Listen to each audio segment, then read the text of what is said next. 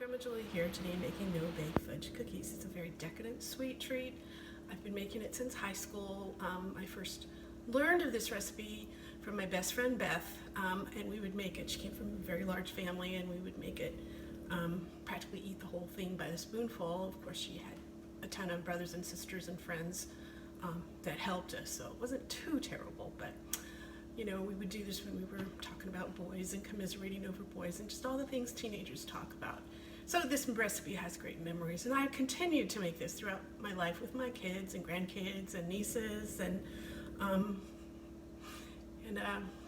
hope you enjoy it, and I will post the recipe below, and just stay with me and let's get started. So first I'm going to, here's my recipe, and it starts with 2 cups of sugar, so I've already measured that out. I'm going to pour that into my pan.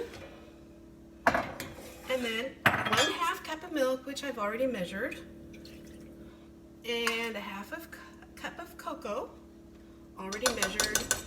And I'm going to go ahead and stir that and get that mixed together and put butter in. And then we have a stick of butter or 1/2 cup of butter. So real easy proportions, 1/2 cup, 1/2 cup, 1/2 cup, 2 cup. So here's some butter. And then I will turn the stove on and kind of medium to get started. And I will stir this just like that, and I will continue to cook this for a while until it all mixes together, the butter melts, and then what we want to do is bring it just to the boil, and then you turn it down and you simmer and for 1 minute, 2 minutes. I kind of like to go maybe on the longer side, but if you make this a few times, you'll figure out for yourself how you like to do it. So I'm gonna sit here and stir for a while, and I will be back. So here we go. I'm stirring it. It's just about to the perfect stage. The butter's almost melted. You can see how it's kind of coming to a boil, kind of a simmer. I'm gonna let it go a little bit longer. Then I'm going to turn it down and let it cook for like a minute. Let's see. Yeah, I think I'm going to keep letting it heat up. And yeah, that's perfect. See how it's still all bubbly in the pot. So I'm going to turn that down to a simmer, probably to there. No, that's wrong way. To probably about to there. And I'm going to go down to there as far as I can. There's the pot. And then I'm going to let it cook for about a minute. And then we will add the rest of the ingredients and almost be done. Okay, it's finished cooking. So now we're going to add the rest of the ingredients and finish up our cookies. So first we're going to add 1/2 teaspoon of vanilla and put that in there.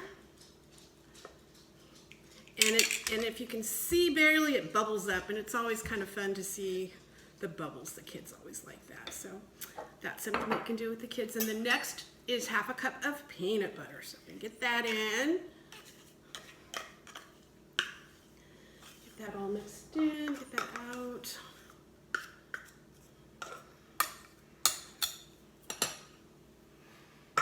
And stir that in. And I think I use chunky because that's what I like. You can use creamy.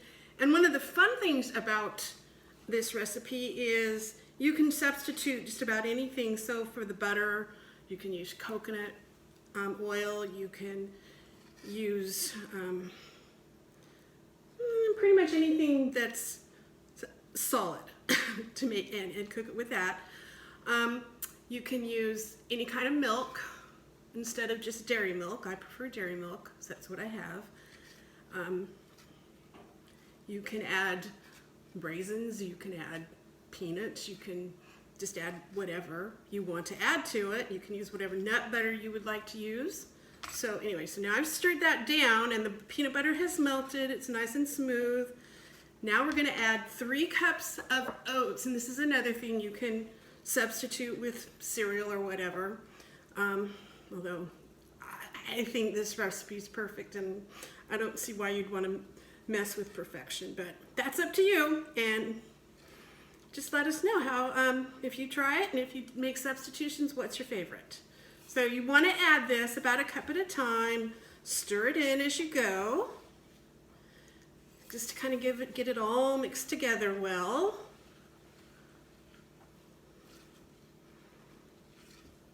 And adding, stir. So how are you guys doing out there as we're isolating? What shows are you watching? Are you reading? Are you singing? Are you dancing? Are you able to get out and go for walks? I know in some communities you can't even do that. I know it's very difficult to get masks. Have you been able to get masks? I know that I have my stepson lives in Colorado, and he's lost all of his positions, so he's trying to make money by delivering. And I went on Etsy and found masks and had shipped to him, and he has gotten them and he loves them. We have ladies at our church who are quilters who have turned their quilting ministry into a mask making ministry.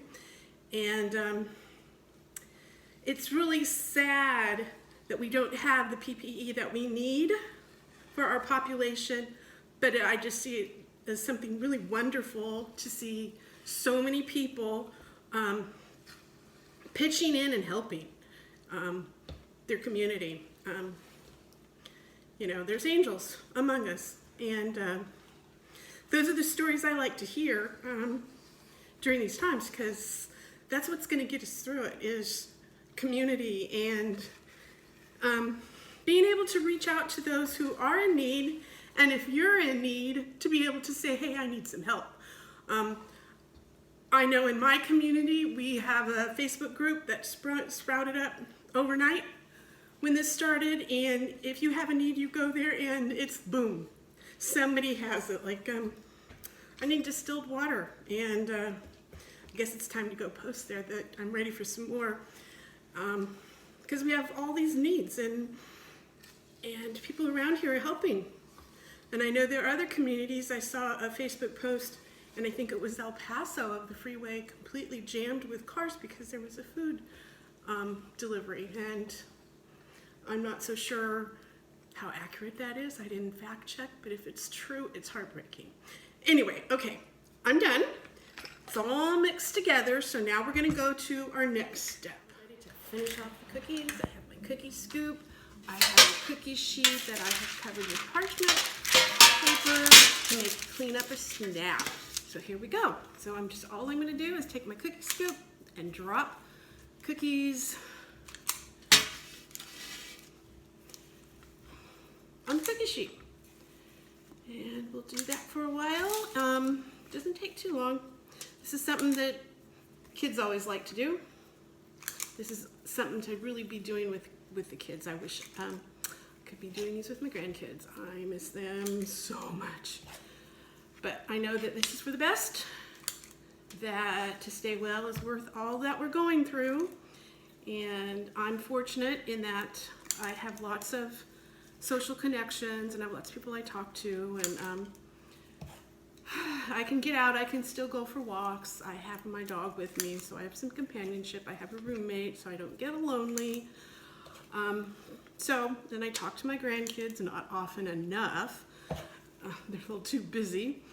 So I'm doing well. It's definitely something we never thought we'd be going through in our lifetime. Guess we should have been prepared, but we weren't. I'm going to cookie sheet number 2. But it's just what it is. And every day, it's just one day at a time. I just listened to a Bonnie Raitt just before I started making these from her living room, singing a tribute to John Prine, and that was really a treat. And there's so much on, so many musicians just entertain us from their living room. There's so many different things going on. I can't keep up. So if there's anything that really has been special for you, that has really meant something to you or touched you or entertained you, please leave that in the comments. Let us know how you're doing. If there's any special thing you'd like for me to cook, because I have time, and that's what I'm here doing right now, because I'm not at work. So anyway, looks like we're just about done. So here is a finished cookie. They look like little poop balls, so we've called them that too, but they're kind of amazing. So I'm gonna try it. Oh my gosh. Yeah, piece of heaven. Anyway, hope you like this video and subscribe to my page.